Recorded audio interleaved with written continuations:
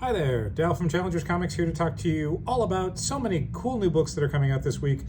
August 7th, Wednesday, tomorrow as I'm filming this, maybe as you're watching it. I don't know when Patrick's going to post this or if he's even going to post it. Anyway, hi, so that was Dal. So much good stuff this week. Let's start with right where I was. Birds of Prey Volume 1 Megadeth.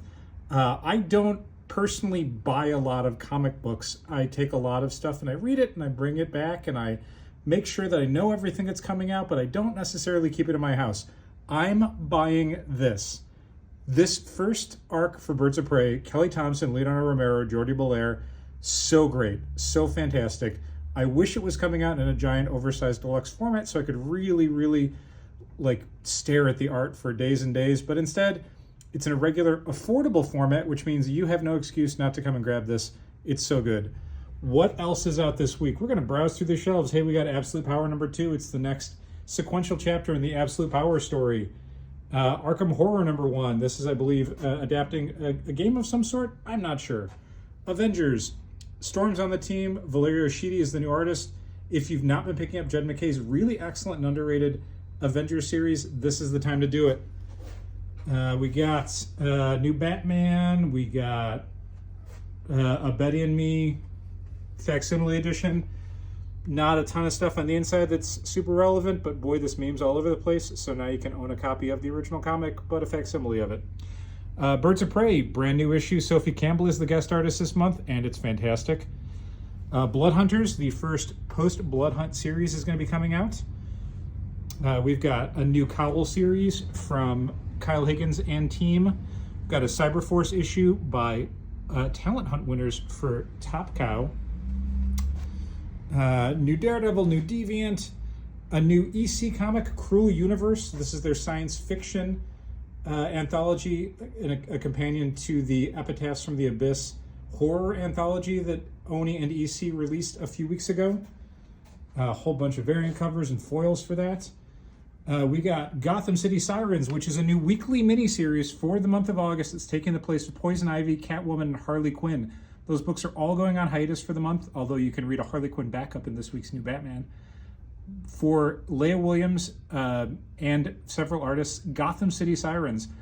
I don't love weekly miniseries. I don't love ordering them as a retailer, and I don't love stocking them as a retailer. As a reader, I really dug this. I thought this was fantastic.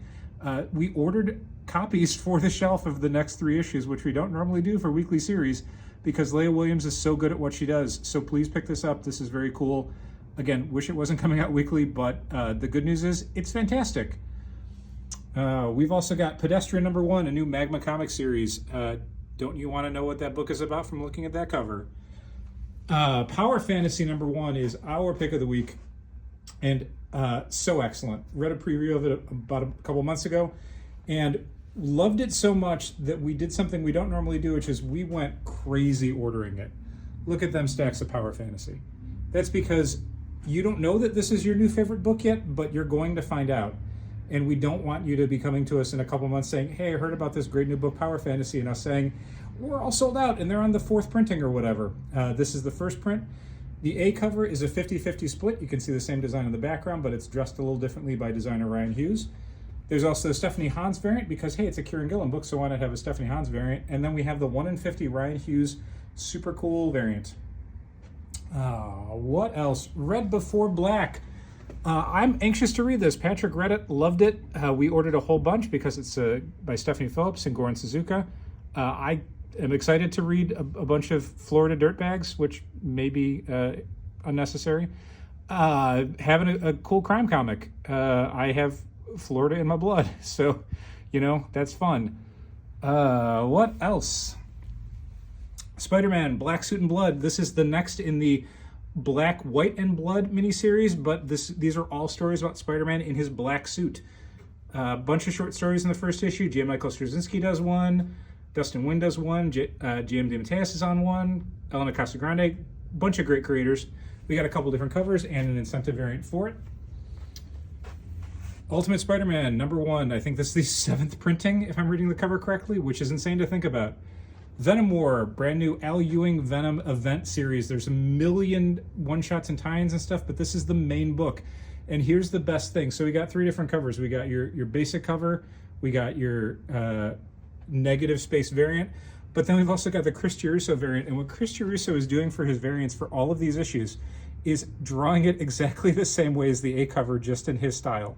I don't know if people are going to dig this. I think it's hilarious. I think they're great. I would definitely buy it if I were buying Venom comics.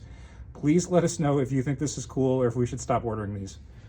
Unbelievably, Vicious Circle number 3. I cannot remember when issue 2 came out. I think issue 1 came out like over 2 years ago. But this is the concluding chapter in the fantastic Mattson Tomlin, Liber Mayho sci-fi time travel series. If you haven't heard recently, Vicious Circle got picked up for a media adaptation, and big names attached to it. Hopefully the movie comes out. Hopefully it looks cool. The comic itself is great. It's one of the oversized boom format ones, so it looks so good, and they give it plenty of space. This is the concluding chapter. If you've been buying Vicious Circle over the last decade, this is the concluding one. Please don't miss out on it. And finally, Uncanny X-Men number 1. We were unfortunately shorted our John Tyler Christopher negative space variants. We should hopefully be getting those in the next day or so. Maybe even by the time you see this video. I don't know. But we do have plenty of copies of the A cover, some of the variants, some of the incentive variants. It is the next X-Men series. You already read X-Men number 1 by Jed MacKay, Ryan Stegman a month ago. This is August, so now we are launching Uncanny X-Men. This is Gail Simone, David Marquez. If you can't tell from the cover, we got a team that consists of Rogue, Gambit, Nightcrawler, the Wolverine, and Jubilee. Typical for Marvel, one of those characters doesn't show up in this book. But anyway, they're going to, and they're going to be on the team. And the first issue is a lot of fun. It is a more Claremont-y X-Men book than the Ryan Stegman stuff that was a little bit more the Grant Morrison style. So if you're longing for that sort of X-Men book, the Chris Claremont melodrama, this is the book for you. That's it for this week. I don't know if this was good or bad. I'm trying this out. Patrick may not even post this. It was 7 minutes long. Anyway, thanks so much for watching. Keep reading comics.